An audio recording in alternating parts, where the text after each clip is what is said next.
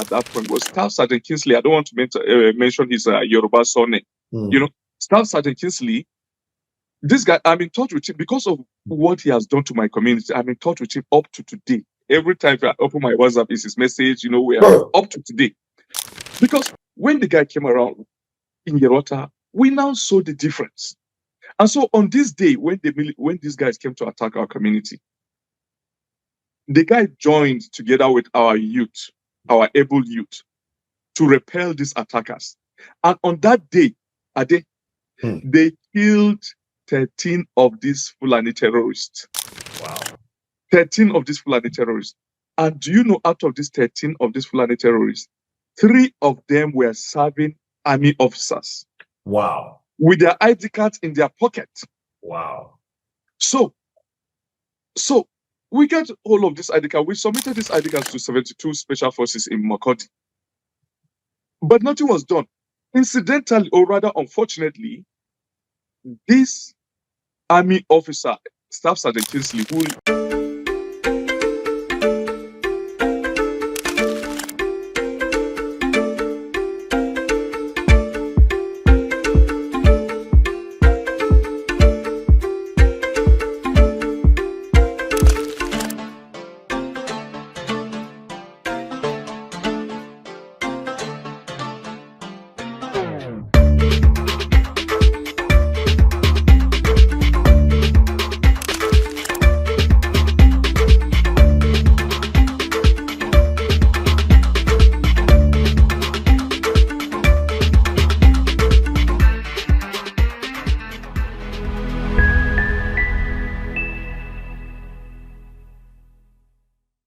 Okay, we're back again. I know it's Christmas time. Everybody's winding down for the year and all that, but it still is not going to take away the fact that so many things are still happening. We're back to the country with the largest population of Black people on the earth. That's still Nigeria. We're still talking about the genocide, what's happening, what's the reaction. The US has come up with some sanctions. There's been some Nigerians demonstrate, protest, government has made some, shall I say, reshufflement with ministers. A lot of things are going on, but there's really no solution if you don't look at root causes. There's really no solution if you don't look at the fundamentals. It does look to me that some of the government approach might be textural, which is just surface quality in this regard. That's why today I'm going to bring my very good friend and brother who has seen it all, who has been there, who is from there. That's Franc Utoo. Frank, welcome to Atlanta Discuss State of the Nation. Yeah, Ade, nice to meet you here, and I'm so happy to be on your program. Fantastic. Frank is from Benue, he's from Yelwata, he's lost family members, and Frank, am I correct? You have first-hand? Very well. So many. Many. Oh wow, yeah. Wow, interesting. Frank, I mean, let's cut the chase. People really want to know what's happening. I mean, let's start with your personal impact, because at editorial level we're discussing Frank is coming. What are we going to ask Frank? So I have so many questions written that. So the first one is on personal impact. They said you have spoken publicly about losing over 30 family members in the Yelwata massacre, right? How has this personal tragedy shaped your advocacy for international intervention in Nigeria? Please feel free. It's no old bear. Say it as you say. All right. Thank you very much, and thank you for hosting me. You're welcome. You see, I've lost more than 100 family members in the massacre that has been going on for the past 10 years. This thing has been with us in precisely 11 years now, since 2014. In Benue. Yeah, exactly. And my own council ward, in Guma local government and Yerwata, we lived with it. There is no month in the last 10 years, there's no month that passes without this guy striking and killing 2 people, 3 people, 5 people, 10 people, And back to your question, you were quite specific about the massacre, the genocidal attack of June 13 and June 14, 2025, which consumed the lives of about 275 of my kinsmen, 34 of whom are my direct relatives. Oh, wow. This massacre of June is just the culmination of what's been happening. And you ask, how that has impacted me and reshaped the form of my advocacy. Of course, for me, that is the last straw. That is the last straw, because in the time, there's always a time in the life of any progressive entity, either as human being or as a state or as a corporate organization, that you must evolve with the times. And you see, that was exactly what June 13 and 14 has done to me. Wow. Because the sheer audacity of these guys who invaded my village on that night, and within a space of 4 hours, they carried out a killing spree, consuming the lives of 278 of my kinsmen in the most horrific manner ever imaginable. Slaughtering others, burning others to ashes, cutting others with machete, shooting others directly with guns, splitting the tummy of one of my aunties who was 7 months pregnant with twins, bringing out those twins and slaughtering them. You know, it is bound to reshaping you and reshaping your advocacy. Wow. So that was exactly what happened to me. Because come to look at the history of the world. On September 11, 2001, the 9/11 attack by Al Qaeda on the soil of the United States made US approach the fight of terrorism against terrorism differently. Yeah, absolutely. Yeah. But you know that before 9/11, you know that Al Qaeda has been killing Americans to the extent that in 1996 they even bombed American embassy in Nairobi. That's true. Yeah, but the fight was even in Tanzania, Nairobi, in Nairobi and Tanzania, and the fight was not taken the way it was taken when 9/11 happened. Let's go again to the Middle East, Israel and Hamas. You know that Hamas at every point has been adopting Israelis, have been killing Israelis, 1, 2, 5 Israelis. But October 7, 2023 changed the dynamics. Absolutely. So that was the equivalent to me. June 13 and 14, what happened on June 13 and 14? It changed because, look, we are facing existential threat directly. These guys are intent on taking over our land, killing our people in the most horrific manner, and then taking over the land. And so what we are fighting right now is the fight to exist. And the fight to exist is fought differently, my brother. It's fought differently. And that is what shaped my advocacy. Let me ask you this. Is it true that there were military, that sometimes military men come and disarm the people before these attacks take place? We've heard reports. Are they true? Look, I've been a witness to all these things.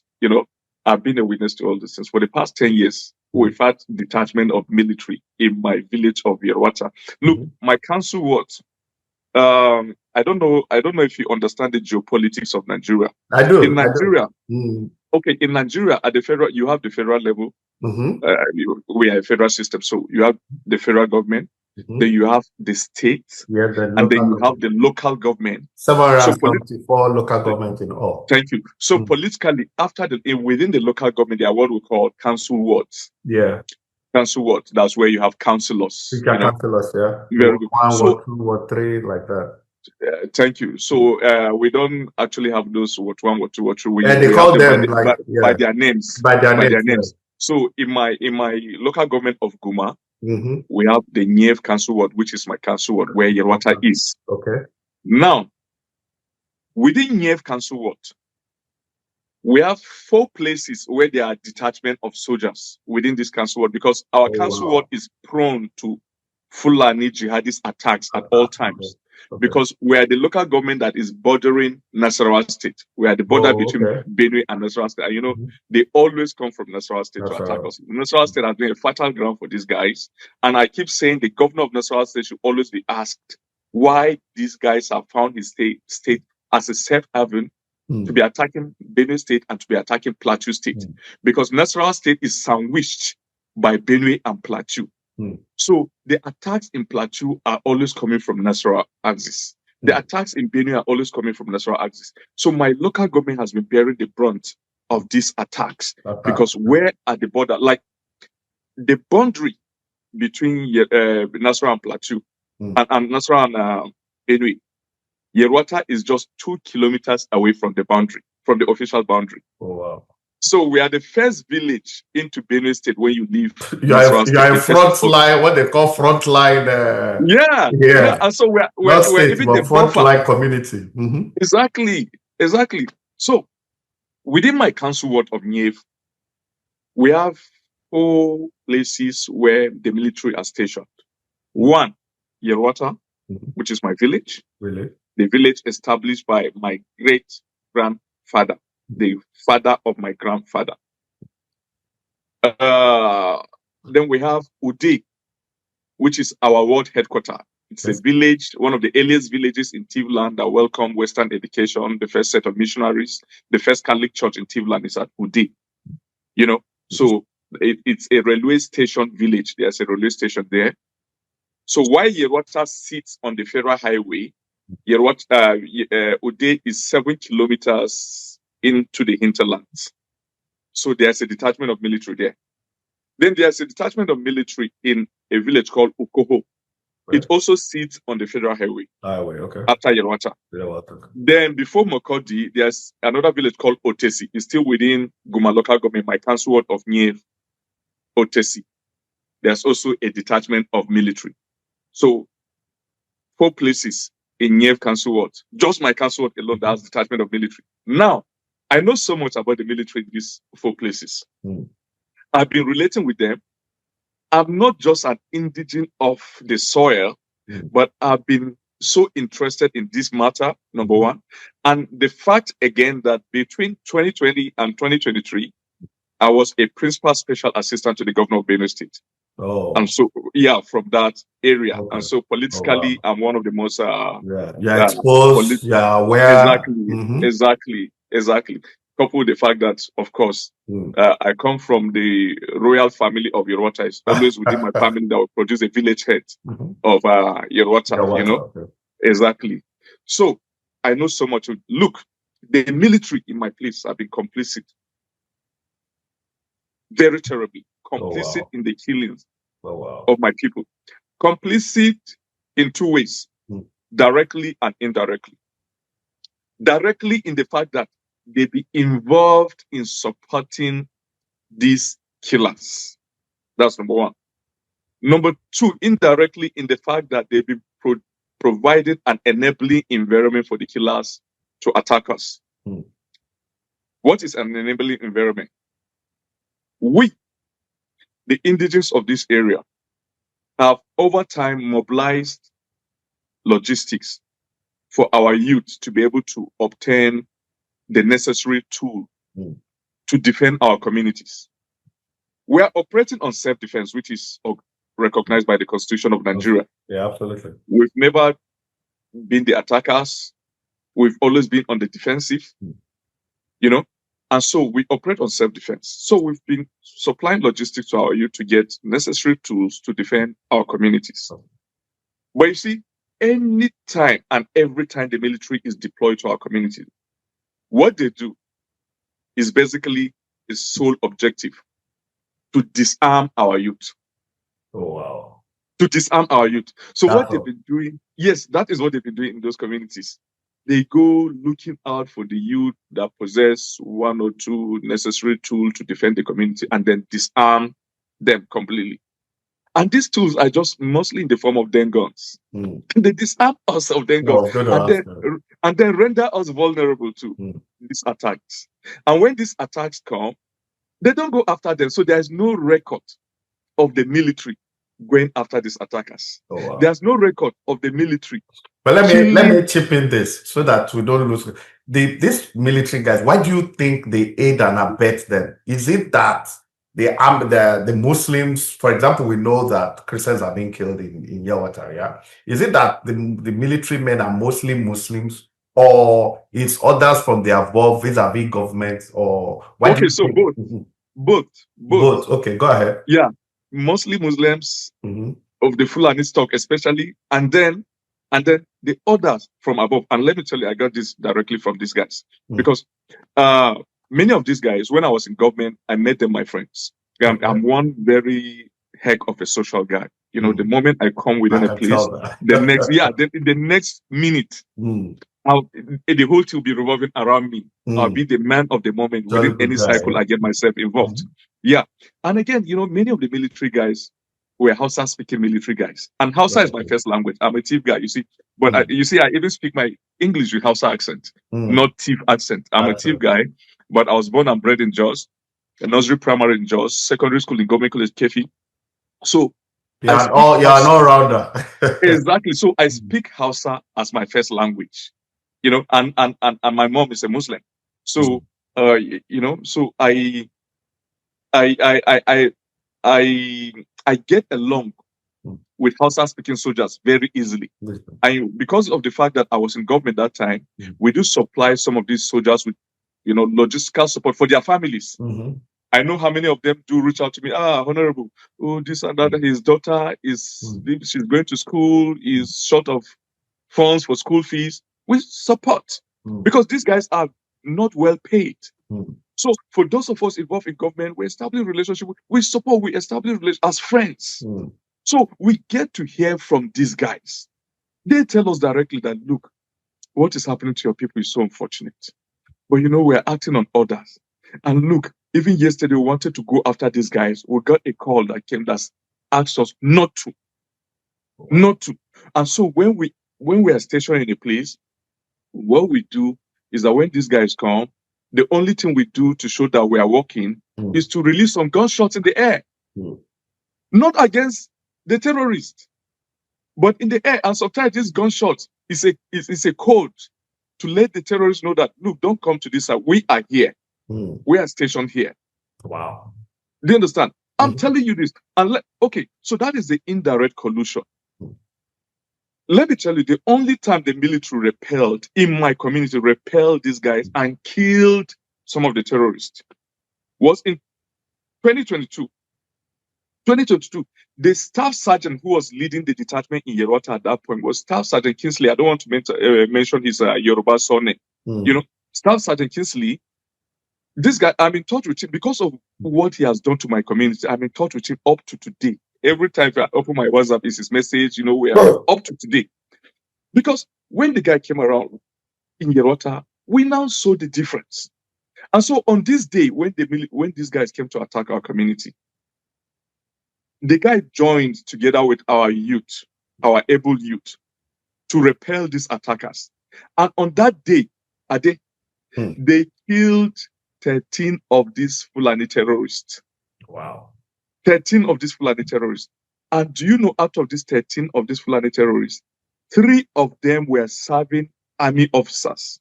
Wow. With their ID cards in their pocket. Wow. So we got all of this ID card. We submitted these ID cards to 72 special forces in Makodi. But nothing was done. Incidentally, or rather unfortunately, this army officer, Staff Sergeant Kingsley, who led that attack, was redeployed from Yerwata first thing in the morning the following day. That's Staff Sergeant Kingsley. Yeah, because he went out of his purview. He went out of the order. Wow. So they were so shameless, they couldn't even hide this. They redeployed him instead of giving accolade to this soldier. Wow. Instead of praising him for repelling attack against our community. But they redeployed him the following day. It did not take 24 hours. They moved him out of Yerwata, back to the barracks in Makodi. So that's the reality of what we're facing. And let me give you the latest example of military collusion in this. Before the Yerwata massacre of June 13 and 14, on May 28th, on the eve of President Tinubu's second anniversary in office, there was an attack in Yerwata, my community, where 6 people were killed. One of my father's bosom friends, my late father's bosom friends, a retired army corporal, Ulam, his name is Ulam. He was killed around 9 p.m. in his compound, together with 2 of his sons who were sleeping at the time the attackers came, and his wife, but his wife survived anyway. She was butchered, but she survived. And then 2 of his nephews and 1 neighbor. So they were slaughtered. That was around 9 to 10 p.m. on May 28th, 2025. So on May 29th, as early as 6 a.m. in Uday, our ward headquarters, a thief woman was going to fetch firewood. Then she noticed a Fulani guy who was trying to fix a bike. He squatted and was trying to fix a spoiled bike. It's always a ground for suspicion for us to see any Fulani man within our domain. Yeah, naturally. Yeah. Because they are not there. They only come as attackers. They are not there. They only come as attackers. So that is the first ground of suspicion. The second ground, which was more cogent, was the fact that she saw blood stains on his clothing. Blood stains all over his clothing. So she went back and alerted the youth. The youth came and apprehended him and extracted information from him. He said he confessed that they were the ones who carried out Yerwata attack of May 28th, where about 6 people were slaughtered. Wow. Of course, that's the reason for the blood on his clothes. That's the blood of animals, blood of human beings, my own kinsmen. Wow. People that I know vehemently. People that are always happy to see me anytime I go to the village. So you slaughter them, hence the blood on your body. And then he now confessed that this bike is a bike that was given to him by an army officer, a soldier in Uday. This is just 5 months ago. So technically speaking, it is the Fulanis in power versus Christians, right? Exactly. So the soldier in Uday gave him that bike to go and carry out operation of killing our people. So the youth mobilized themselves. They went to Baptist Primary School where the soldiers are stationed and accosted to the extent that the soldiers shot 2 youths, but they survived. But the youth said they must kill all of them. They want to understand how this bike got to a Fulani guy. A bike that was given by the government to the soldier as part of their logistical support. So they got the officer who gave him, and he's also a Fulani officer. His name is Suleiman. Suleiman, Private Suleiman. You gave, they now question him. How did your bike get into the hands of this Fulani terrorist? He said the guy came yesterday and asked for support to go and pick his brother who was beaten by a snake in the bush. So, okay, who is that brother who is beaten by the snake? Where is he? Which hospital has he been taken to? No answers to all this. Then you who has been a soldier in this community, have you ever even released this bike to any member of the community for anything? You are given to a supposed stranger. Okay, but you could see they took this Suleiman to the army barracks in Makodi, which was also headed by another Fulani officer. And that died a natural death. So you could see the plot that these guys have strategically placed themselves everywhere in the military, scattered around the communities where these killings are happening. In the civil service as permanent secretaries to take charge of defense and intelligence. In the intelligence industry in Nigeria. And of course, the business community. And of course, we know that they are the ones in the traditional institutions, from the Sultanate to the Emirates. So that is the reality of what we've been facing. So are you saying, are you saying the president, and I mean President Tinubu, are you saying he's helpless? Yes, because they are surrounding the guy. They surround the guy. They strategically place themselves in such a position that they are the ones around the president, and they constitute the security architecture of Nigeria. If you check the security architecture of Nigeria, the National Security Advisor is a Fulani guy. The Minister of Defense who just resigned is a Fulani guy, Badaru.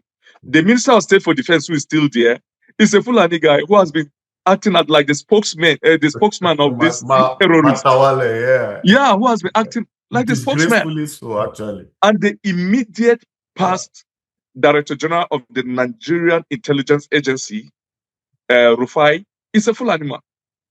You know? So they've constituted the security architecture of Nigeria, and the thing has always been worse. And these are the people who have always been calling this killing as farmer header crisis. That's the first red flag. Anybody who calls it farmer headers crisis, just is a suspect. Because we don't have anything like that. Because if these guys will fight with us, we'll crumble them. We are from a nation of warriors. We stopped the jihad from progressing southward. The Tivlan, we stopped it. We, the Tiv soldiers and the soldiers of Plateau, were responsible for the victory of the Nigerian forces in the Civil War of 1967 to 1970. It was not the Fulani soldiers. Middle Belt, Plateau, Benue, Exactly.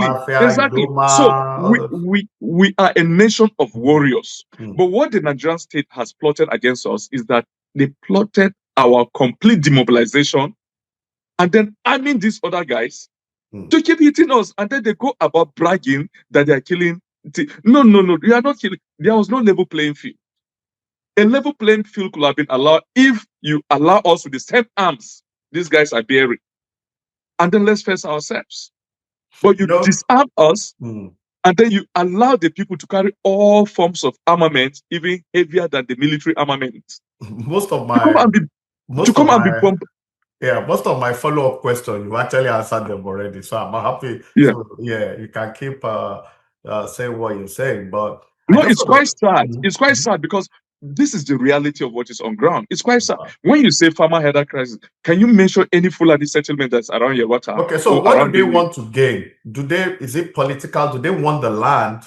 Or because some people have said it's election time. That's how they drove away Jonathan. Now it's election is coming 2027. The Fulani want to frustrate Tinubu out. You understand? So my question to you, because you know what is happening. That's why I don't know anybody else that's in a good position to answer this question. Is it political or they want the land? Because like you said, it's been on for like 11 years. We cannot compare Maitasini to what is happening now. The reasons are different. So do they want your water? Do the Fulanis want Benue? Do they want Plateau? Or it's just politics of 2027? Okay, so it's a cobweb of factors. A lot of factors, interwoven. It's a cobweb of factors. Now, politics is one of it. Religious is another part of it. Ethnicity and domination.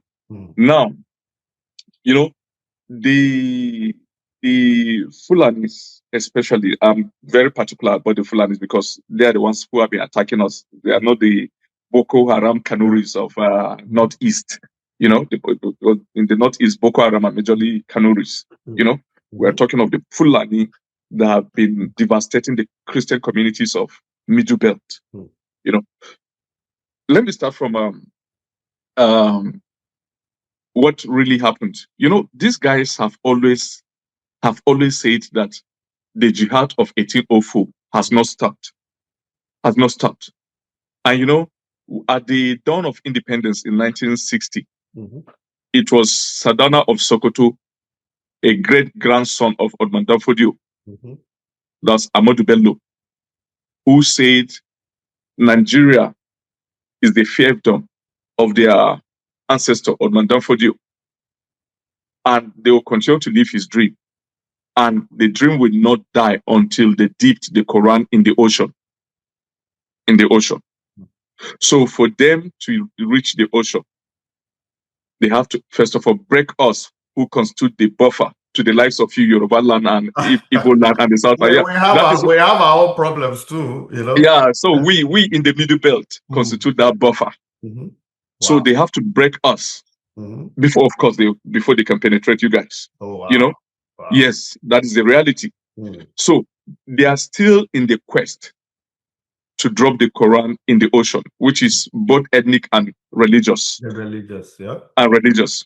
And so they continued this futile quest. The quest is futile because they've forgotten that we are in a modern world. We are not in a world of Odman Danfodio where communities will be just on their own, carrying out their peaceful business.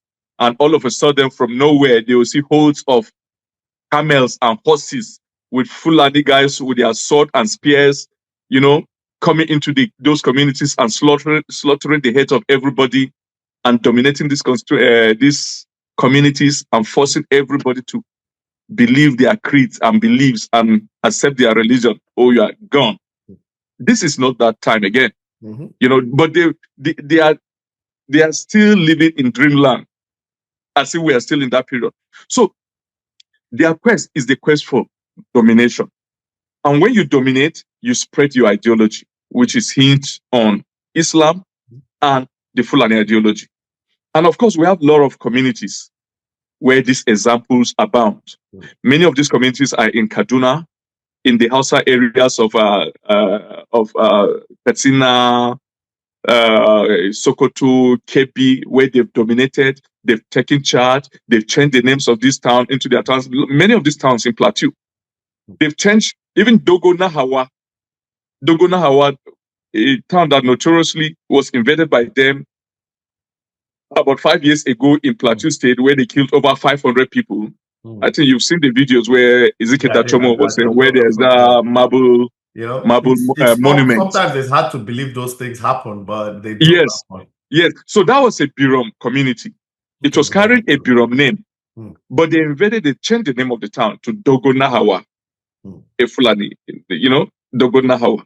So they've changed a lot of these towns, the names of many of these villages in southern Kaduna, in Nasarawa State, in Plateau State, and right now that is the attempt they are doing in Benue State to make sure they've taken over our villages and then they rename them and then they settle there, dominate there, establish the mosque there and bring out their faith and their creed.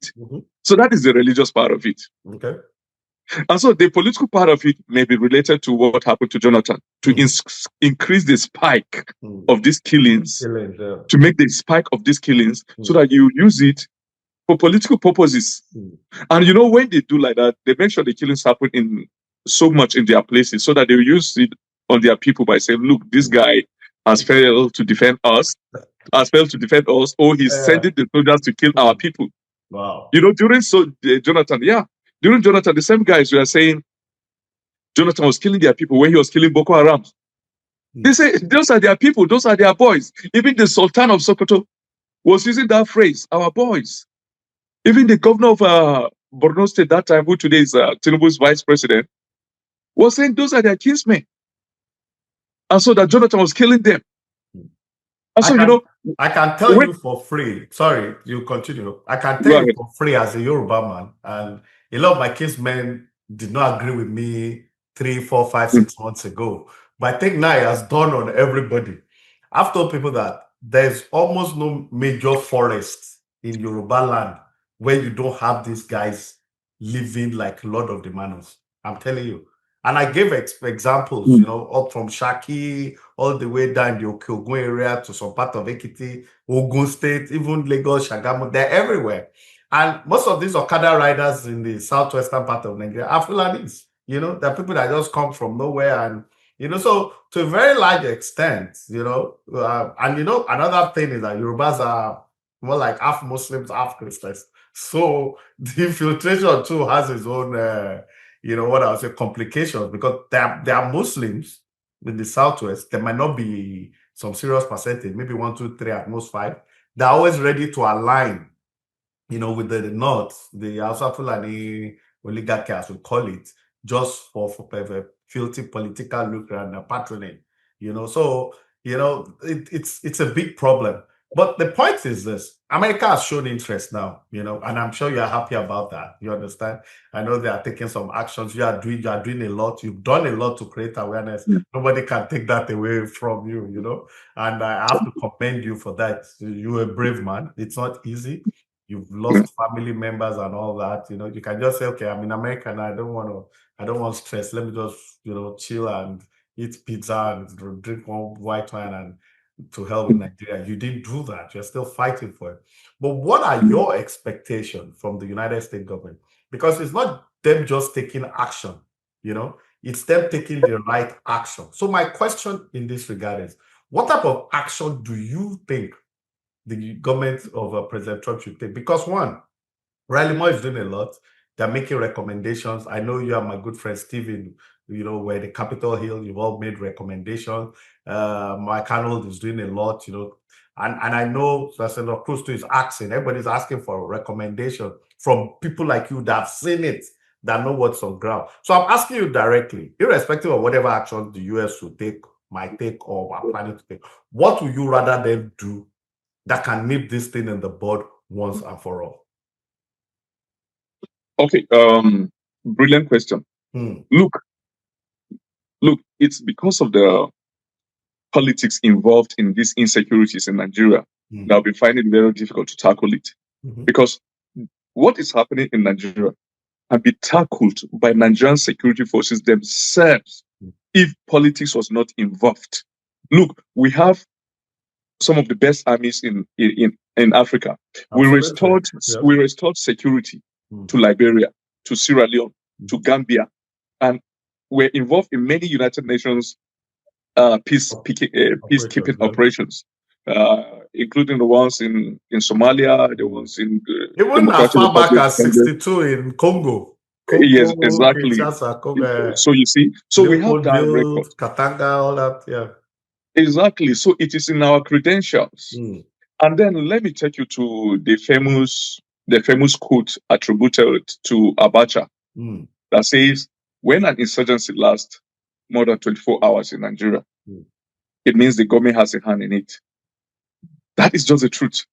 That this sort of insurgency, this sort of insecurity should not last more than 24 hours or at most a week if the government does not have a hand in it. You know, this is the same government, it's the same Nigerian government that even whisked Nnamdi Kanu from Kenya to Nigeria. Rendition, yeah. Because they were committed in that. That's a critical example. Well, I know we have the manpower, you know. So, but right now, the politics in Nigeria cannot afford the settlement of this issue. And so that is why we want the involvement of the United States, because the terrorist organizations in Nigeria have constituted themselves into a global threat. That is the truth. I want the United States to look at it that way. That a global threat. Nigeria has become a hatching ground for global Islamist terrorists. Nigeria is the number 5 in the whole world with the highest number, the country with the highest number of Islamic terrorist organizations. Only surpassed by Afghanistan, Pakistan, Iraq, and Somalia. Oh, wow. Nigeria is the number 5. Oh, wow. So number 2 in Africa, next to Somalia, as the country with the highest number of Islamic terrorist organizations. Wow. In Nigeria alone. That's not good. In Nigeria alone, we have Boko Haram, Islamic terrorist organization. We have Fulani killers, the jihadists. These are even the most dangerous in Nigeria, terrorist organization. We have ISWAP, Islamic State of West African Province. In Nigeria, we have Lakurawa. We have Ansaru. We have these other ones that call themselves Jamaatul Muslimi Islam Nasrallah, you know, and we have Islamic terrorist organization, and many others, you know. So we want a direct intervention of the United States in fighting these themselves. Let them send their drones, their reapers. They know where these people are in the forest of Middle Belt, Northeast, and Northwest. To get these people as their sponsors. Let them not align with our security men, because there will be a lot of culpability. Exactly. There will be lot of moles. Our security agencies have a lot of moles. Lot of moles. You know, so let them not get involved with our security agents. Because within our security agencies, we have a lot of so-called repentant bandits and terrorists who are there, who have not done anything tangible to show that they've really repented, and because of them, changes have come in the fight against terrorism. What if rather they've been serving as moles? Yeah, let's say those drones come in, you know, and it does look like they will, you know, from all indication. Yes. Now, one of the reports I've read, and I talk to people most of the time, I always try to balance it and all that. And I mean, in all fairness to the jihadists, to Muslims, you know, it has never been hidden that jihad is part of Islam. You understand? It's their way of evangelism. You know, get to a city, conquer the city, behead whoever is the head of that place, install an emir. You know, that's the expansionist program. It's not hidden. But now, if the US comes, and from what we have been hearing, you know, it looks like it will happen. You know, reconnaissance here, there, and I mean, it's looking very likely. Now, my question now is this: we have heard reports that some of these emirs, you know, their palaces are storage for ammunition, so even some barracks, you know, some very small barracks, not major ones, are also storage. And you've buttressed it that there's culpability, you know, cooperation of some sort between the Nigerian military and some of these guys. Now, if these drones come in, you know, and they follow these guys, they're not just going to blow Sambisa forest. You understand? If they think there's a stockpile of ammunition in some bungalow somewhere, and they don't know whether it belongs to the emir or not, they're going to blow it.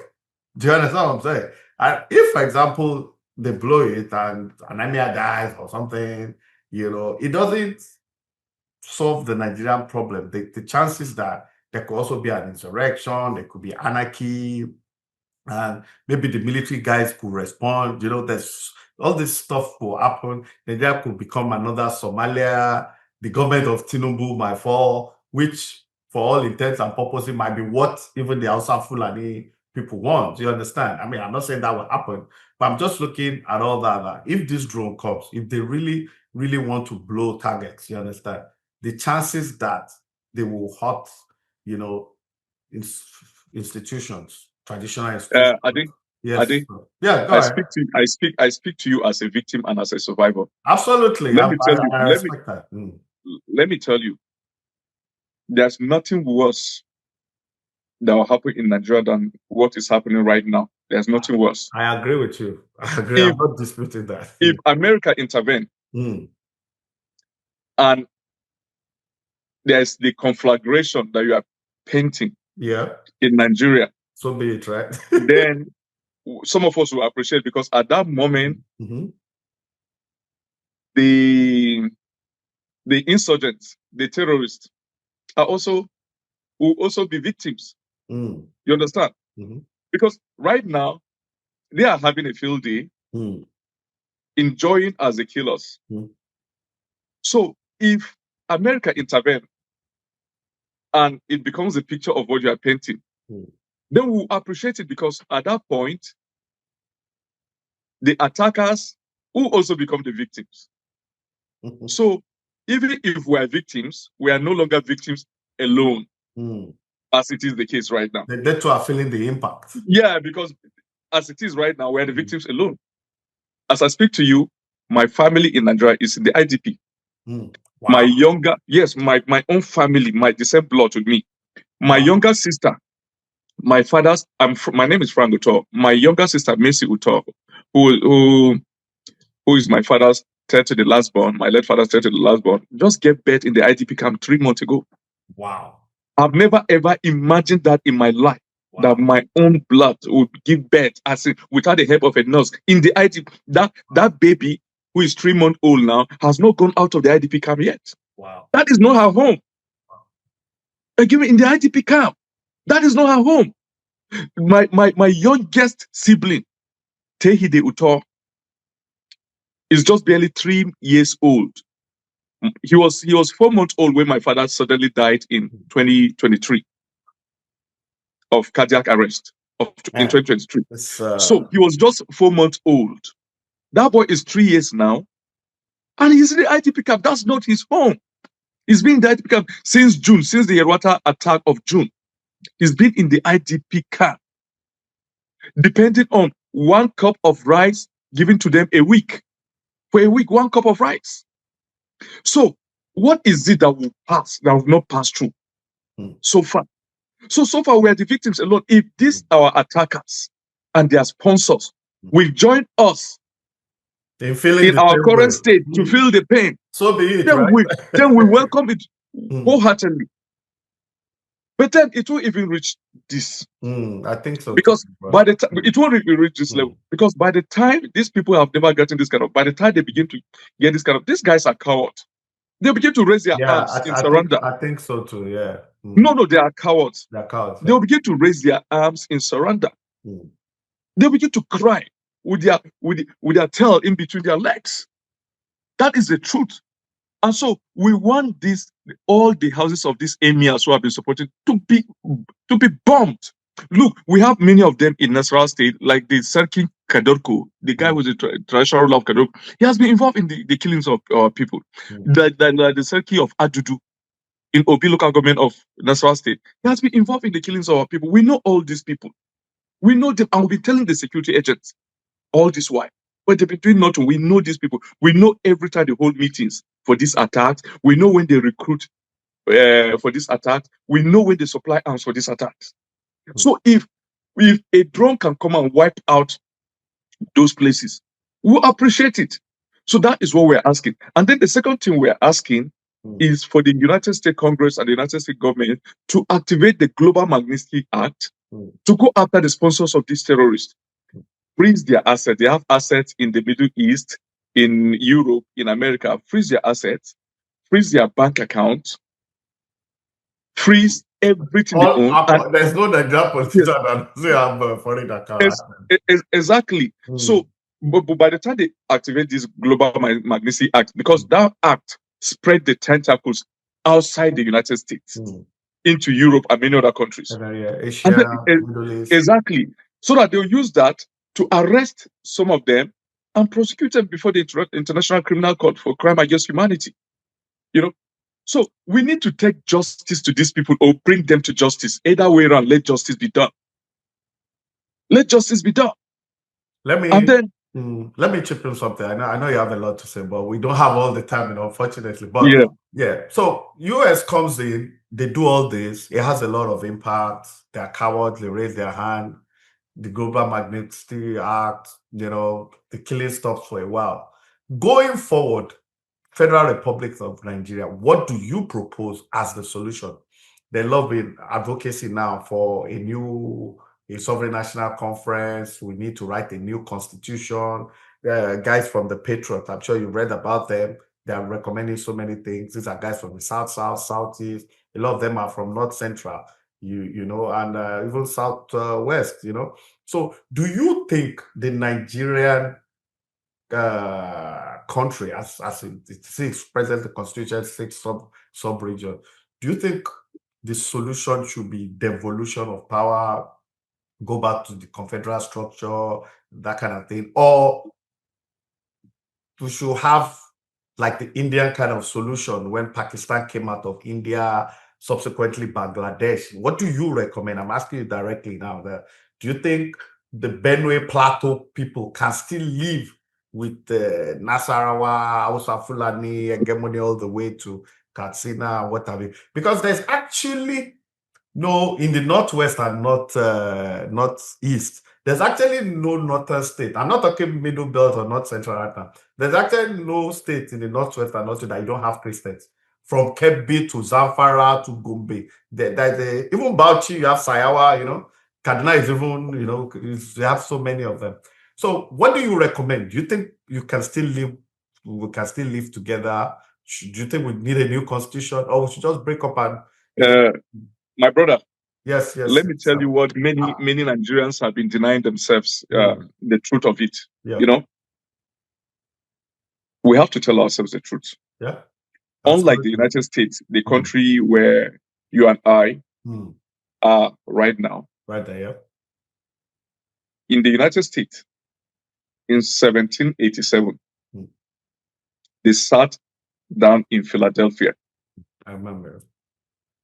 The Constitutional Conference. They sat down in Philadelphia, 55 wise men across the then 13 colonies, and agree within themselves to form this union. And then they say, this nation under God shall be this, shall be that. And my man, a guy I so much cherished, Thomas Jefferson, the first Secretary of State, and the third president of the United States of America. He was then a 26-year-old lawyer who drafted the Declaration of Independence. Yeah, who drafted the Declaration of Independence. And in the second paragraph of the United Nations, of the Declaration of Independence, the second paragraph, he said, we hold this truth to be self-evident, that all men are created equal. And they are endowed by their Creator with certain inalienable rights. That among these are the right to life, liberty, and the pursuit of happiness. And that government is instituted amongst men to protect these rights. That's right to life, liberty, and the pursuit of happiness. And that whenever any government becomes destructive of this end, it is the right of the people to alter or abolish that government. Now, you see, it is with this mindset that they created this union, that we are coming together to relate around a common goal, around a common purpose. And then we will give ourselves a government who will cater for us, who will look at the rights that are unalienable, right to life, liberty, and the pursuit of happiness. Now, this is what we don't have in Nigeria. We never came together to sit down and agree that we're forming a union. Absolutely. I know we that. are just a marriage, a contraction. And the Constitution says that that's the first line. We, the people of the Federal Republic of Nigeria. We didn't even sit We down. people never to give ourselves that constitution. We didn't sit down to give ourselves that constitution. It was handed to us by military of Abdul Salam Abu Bakr, military government Abdul Salam Abu Bakr. Now, even above the constitution is the agreement to form a union, first and foremost. We never had that agreement. We are just like what Obafemi Awolowo once said. He said Nigeria is a mere geographical expression. We're just a geography. This is Nigeria. But in truth, we are not a nation. So we are a country, but not a nation. These are two different things. That's two absolutely, yeah. Yeah. So we were hurriedly put together by a mistress who named us, the mistress of Lord Lugard, who named us Nigeria. Sure, yeah. When Lord Lugard amalgamated the southern and northern protectorates. Now, we came into independence with that mentality, the mentality of being different and not united around a common purpose. And that is why today, the Fulani man in Nigeria sees the Fulani man in Senegal or Niger Republic more as a brother than you, who is a fellow Nigerian with him. That's the truth. That's true. Where in this United States, we know that the Caucasian in the United States sees the Latino American more of his brother, a fellow American, than that Caucasian from France, who is European. True. That is the truth of the matter. So America first to them. That is not what is obtainable in Nigeria. So for me, the problem is here that, look, let's sit down, tell ourselves the truth. Are we going to continue like this? Let's get our agreement. Because, you see, the core northern states of Zamfara, Sokoto, all these, their political rulers, they are still insisting on Sharia. I don't want Sharia, but they want Sharia.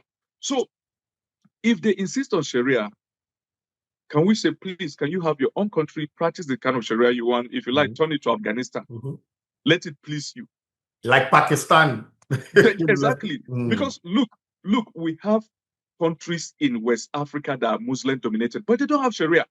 Senegal is 96% Muslim, but they don't have Sharia. And that is why you are seeing the peace in Senegal. You've never heard of crisis in Senegal.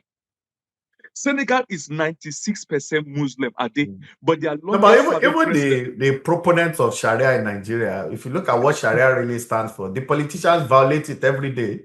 So it's political. Look, they brought Sharia. Listen, let me retell you what hurt me in this Sharia thing.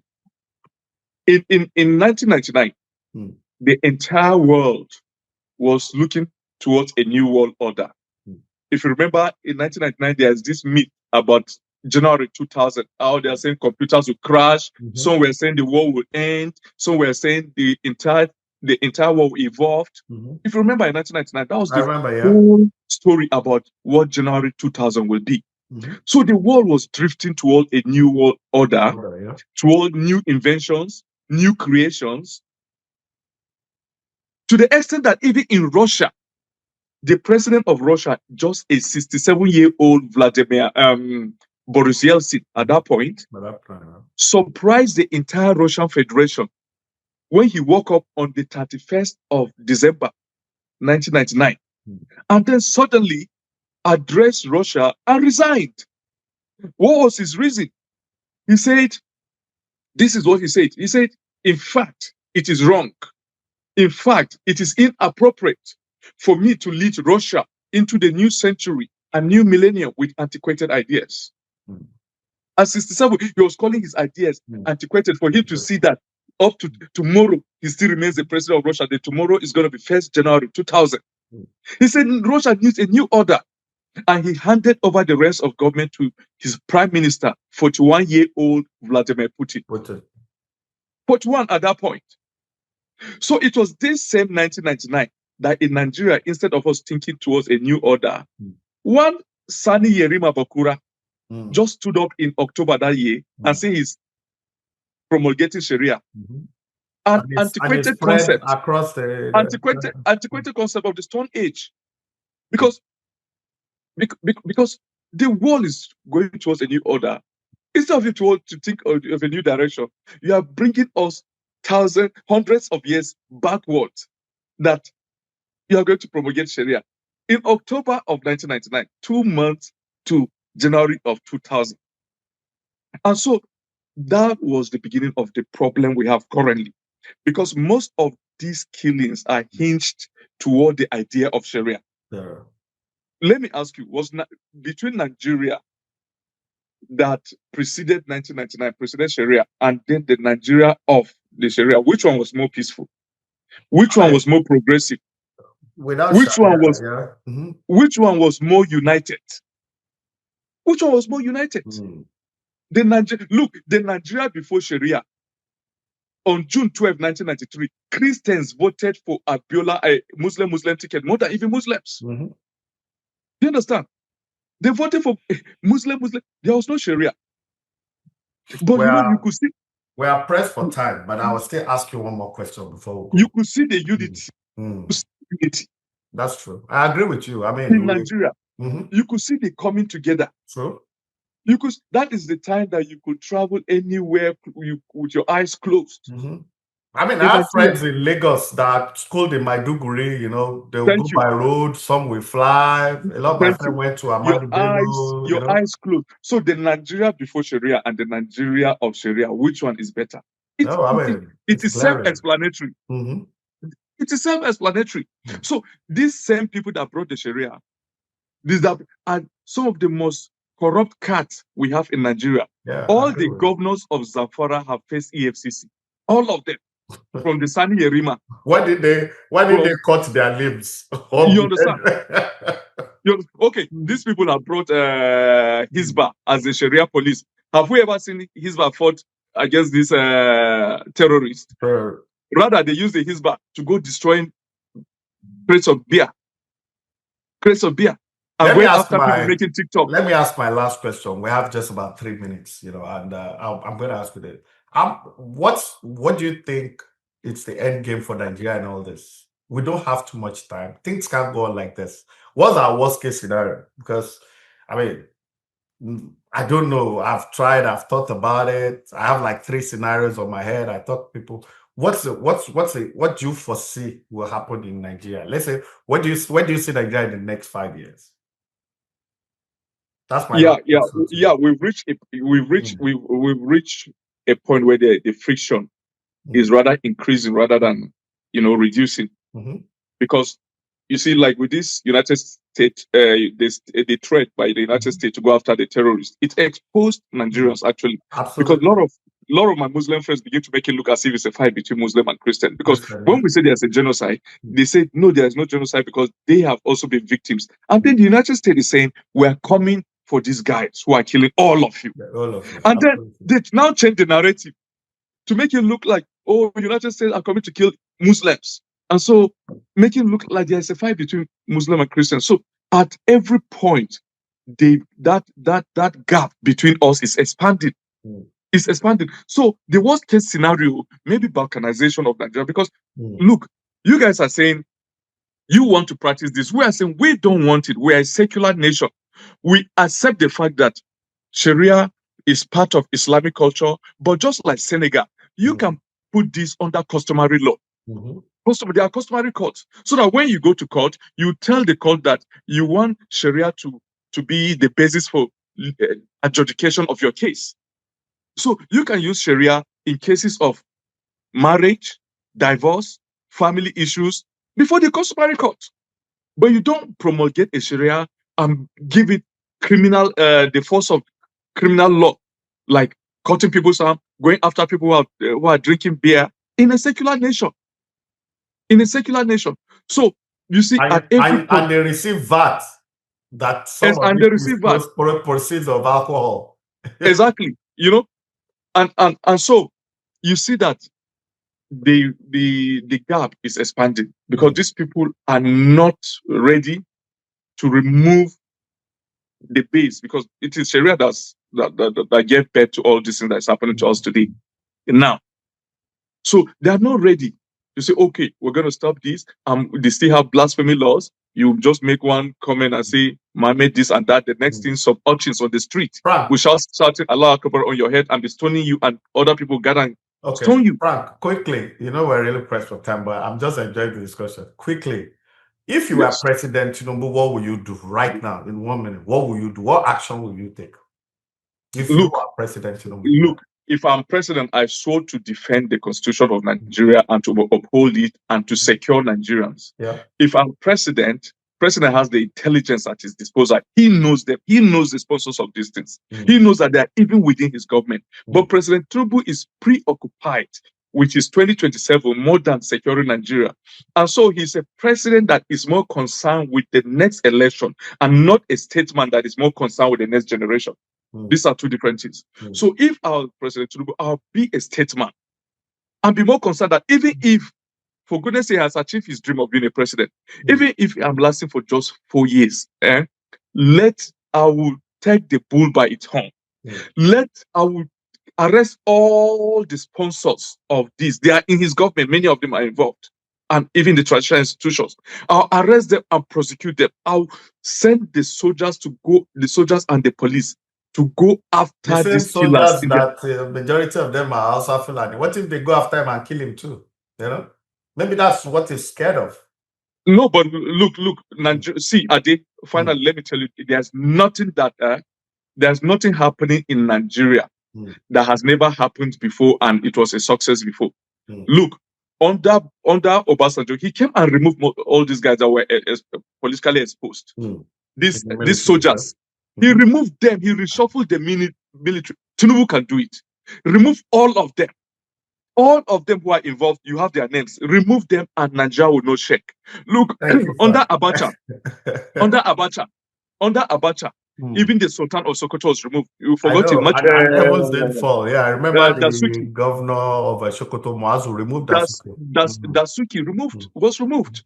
Under Abacha, powerful politicians were detained and the nation did not shake. Powerful people like General Yaradua. To the extent that Yaradua even died in detention. So Nigeria, if you are a president, you have the powers. But we have presidents who are either cowards or who are traitors or who are accomplices. And that is why these things have gone uncheckmated. But by the time you have a president that will come with the mentality of Abacha, sort of authority. Yes, you assert your authority. Go after this. That is why you are president. So that is what Tinubu is failing to do. So if I am President Tinubu, I will adopt that mentality of Abacha to go after these guys. I'm telling you, Nigeria will not shake. Thank you, Frank. Thank you, Frank. I wish you could go on and on and on, but I'm going to bring you back. I'm going to bring you back. I'm sure when things start and whatever we are envisaging start to, I will bring you back. Thank you for all you do. Thank you for all. We appreciate you and thank you, my brother. Support you in any way possible. To our viewers, you heard from Franc Utoo. He's son of the soil Benue, Water Direct. You know, he's been in politics. He's been special advisor to the governor. He's spoken to Soya. He said it. And you know our style, no holds barred. We say it the way it is. So see you guys next week. Thank you. It's a wrap there. Bye. Yeah.